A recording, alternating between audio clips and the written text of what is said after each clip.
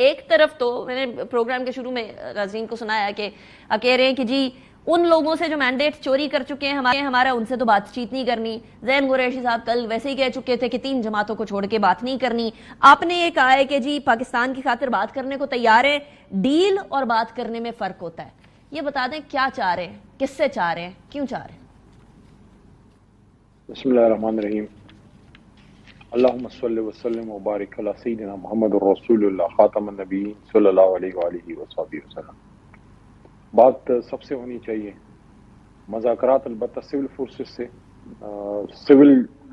Civilians کے یعنی کہ سیاسی جماعتوں سے بات ہوتی ہے, لیکن اسٹیبلشمنٹ سے ملکی معاملات بہتر کرنے کے لیے اگر کوئی بات ہوتی ہے جس کو آپ نیگوسیشن نہیں کہہ سکتے, کیونکہ نہ ہمیں ڈیل چاہیے نہ ہمیں ڈیل چاہیے, ہمیں انصاف چاہیے, ہمیں پاکستان چاہیے.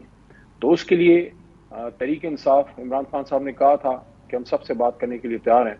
میرے خیال میں اس پہ اگر مزید کلیئرٹی چاہیے ہوگی تو خان صاحب سے جا کے مزید بھی لے آئیں گے, لیکن بات انہی سے ہوتی ہے جن سے آپ کا مسئلہ ہوتا ہے, اور مسئلہ ہمارا نون لیگ سے ہے, کیونکہ نون لیگ کو مینڈیٹ جو ہے وہ ملا ہے, وہ مینڈیٹ جو ان کا نہیں تھا. فارم 47 کے تحت وہ مینڈیٹ ان کو ملا ہے. پیپلز پارٹی بیچ میں کود پڑی ہے, وہ بھی 16 مہینے کا بھار نہیں اٹھا سکے, تو اب یہ فارم 47 کا بھی اپنے سر منڈ دیا انہوں نے.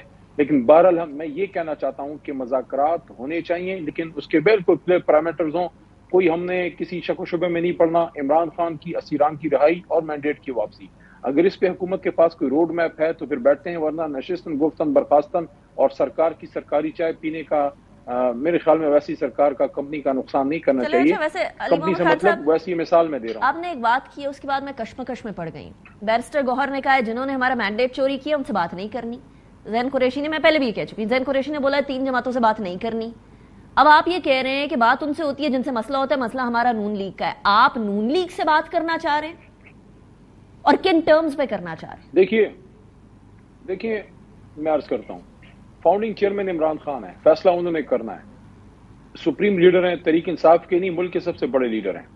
معاملات کے حل کے لیے انہوں نے کلیئر لائن دی ہے کہ میں سب سے بات کرنے کے لیے تیار ہوں. اب اس میں اگر آپ قدغن لگائیں گے کہ اس سے کروں گا اس سے نہیں کروں گا, دیکھیں ہم نے ANP کے ساتھ یا فار دیٹ میٹر کسی اور جماعت کے ساتھ بیٹھ کے تو مسائل کا حل نہیں نکلے گا. مسائل کا حل نکلے گا ان کے ساتھ بیٹھ کے جن کے ساتھ مسئلہ ہے, وہ ہے نون لیگ. اچھا پھر مجھے کلیئر کر دیجیے گا. I'm sorry I'm cutting you short over here. ایک منٹ جی. اور ہم نے نئی درخواست کی کہ ہم سے آ کے آپ مذاکرات فرمائیں.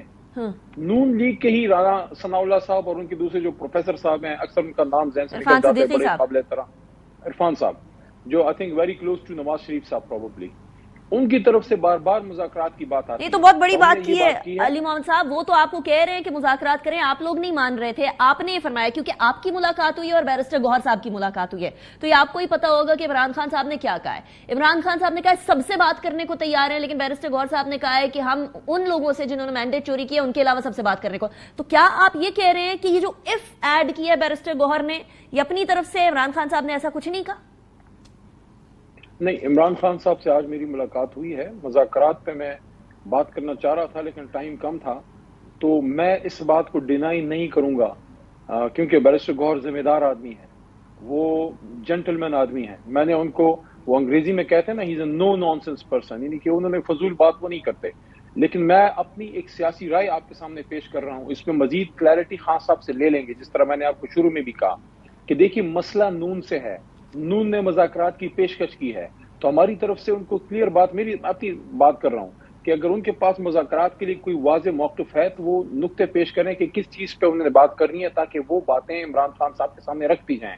میرے خیال میں نمبر 1 ایجنڈا عمران خان صاحب اور اسیران کی رہائی, نمبر 2 مینڈیٹ کی واپسی. اگر اس پہ نون لیگ سنجیدہ ہے تو پھر بات آگے بڑھنے کا امکان ہے, اگر وہ اس پہ سنجیدہ نہیں ہے تو پھر نشستن گفتن برخاستن ہے. اچھا دوسری بات, اگر اس پہ ان سے بات نہیں ہوتی تو پھر مجھے کوئی اور اینٹیٹی نظر نہیں آتی کہ کن سے پھر ہم نے, کیا الیکشن کمیشن سے بیٹھ کے بات کرنی ہے, یا ہم نے جو ہے اپنا پتہ نہیں کس سے, کسی کھلاڑی کے ساتھ بات کرنی ہے, کسی ایکٹر کے ساتھ کرنی ہے. نان اسٹیٹ ایکٹرز کے ساتھ تو آپ بیٹھ کے بات کر نہیں سکتے. نہیں تو شہریار آفریدی صاحب یہ فرما رہے تھے کہ اسٹیبلشمنٹ سے بات کرنی ہے, فوج سے بڑا سیریسلی انہوں نے کہا. اس کے بعد رؤف حسن صاحب نے ان کو کہا کہ ہم بالکل فوج سے بات کرنا چاہتے ہیں, لیکن بات اس بات پہ کرنا چاہتے ہیں کہ دیکھیں پاکستان کے مسئلے. مجھے سن لیجئے, مجھے اچھا نہیں لگتا کہ میں اپنے ہی کولیگ, جو ایک تو ویسے ہی میرا بڑا بھائی ہے, اور وہ رؤوف بھائی بہت ہی قابل احترام ہے، بہت میرے سے پیار کرتے ہیں، میں ان پہ کوئی کامنٹ نہیں کروں گا، میں اپنی بات کروں گا. میں ایک سیاسی ورکر ہوں، میں ناقص رائے نہیں دیتا. لوگ کہتے ہیں میری ناقص رائے، اور اگر ناقص ہے تو اپنے پاس سنبھال کے رکھو. تو میری غیر ناقص رائے یہ ہے بطور سیاسی کارکن کہ سیاسی جماعتیں اسٹیبلشمنٹ سے مذاکرات نہیں کیا کرتی، آئین میں اس کی گنجائش نہیں ہے. آپ سیاسی فورسز آپس میں بیٹھ کے مسائل کا، یہ پارلیمنٹ ہم نے کس لیے بنا؟ آپ کی یہ بات سننے کے بعد نا کوئی بھی شخص سر پکڑ کے بیٹھ جائے گا کہ علی محمد خان صاحب یہ کہہ رہے ہیں کہ اسٹیبلشمنٹ سے بات نہیں کرنی ہے، باقی سارے کہہ رہے ہیں اسٹیبلشمنٹ سے بات کرنی ہے. گوہر صاحب یہ فرما رہے ہیں، آپ بالکل بجائیں کہ وہ چیئرمین ہے پاکستان تحریک انصاف کے، لیکن آپ ان سے زیادہ پرانے ہیں پی ٹی آئی میں، اور آپ یہ کہہ رہے ہیں کہ خان صاحب سب سے بات کرنے کو تیار ہیں اور پی ایم ایل این سے بات کرنی چاہیے، اور وہ یہ کہہ رہے ہیں کہ 3 سیاسی جماعتوں کو چھوڑ کے باقی سب سے بات ہو سکتی ہے. اب یہ تو آپ نے اور کنفیوژن میں ڈال دیا علی محمد خان صاحب. نہیں، کنفیوژن کوئی نہیں ہے. دیکھیں، مذاکرات جس کو کہتے ہیں نا، مذاکرات میں 2 پارٹیز بیٹھتی ہیں، بعد میڈیا کھڑا ہوتا ہے، وہ انٹرویوز لیتے ہیں، اس کے بعد آپ باہر آتے ہیں، پریس ٹاک ہوتی ہے، اعلامیہ جاری ہوتا ہے، پھر اگلی میٹنگ ہوتی ہے، پھر 2-3 میٹنگ میں کوئی بات آگے چل پڑتی ہے. اب یہ اس طرح کی کارروائی آپ اسٹیبلشمنٹ کے ساتھ نہیں ڈال سکتے نا. کس آئین کی شک کے تحت آپ ان کے ساتھ اس طرح مذاکرات کریں گے؟ تو ان سے بات نہیں کرنی پھر؟ بیہائنڈ آپ بات تو سن لیجئے نا، آپ تھوڑا سا جلدی فائر کر دیتی ہیں. ماضی میں یہ ہوتا رہا ہے اور ہوتا ہے، میں تصدیق یا تردید نہیں کروں گا، لیکن اسٹیبلشمنٹ سے بات ہوتی ہے، کنفیوژن دور ہوتی ہے، کوئی اگر خدشات ہیں اس پہ بھی بات ہوتی ہے، لیکن باقاعدہ مذاکرات جس کو کہتے ہیں وہ سیاسی فورسز کے بیچ ہوتے ہیں. اسٹیبلشمنٹ ہمارے ملک کی ایک زندہ جاوید حقیقت ہے جس کا سب کو یہ اعتماد ہے کہ بہت زیادہ اب وہ سپیس جو ہے وہ گیدر کر لی گئی ہے.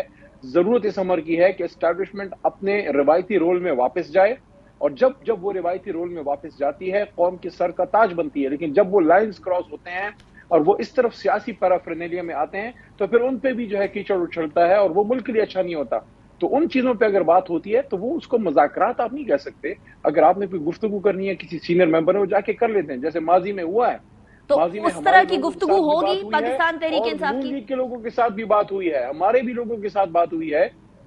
ماضی میں ہمارے پرویز خٹک صاحب جب جماعت میں تھے، یا اسد عمر صاحب یا ایون فواد بھائی جو تھے، فواد صاحب، ان سے بات ہوتی تھی ان کی، یا شہباز شریف صاحب. تو خیر وہ والی بات میں نہیں کروں گا کہ وہ کس طرح جاتے تھے بات کرنے، لیکن اس کو آپ مذاکرات نہیں کہہ سکتے. مذاکرات is always between political forces.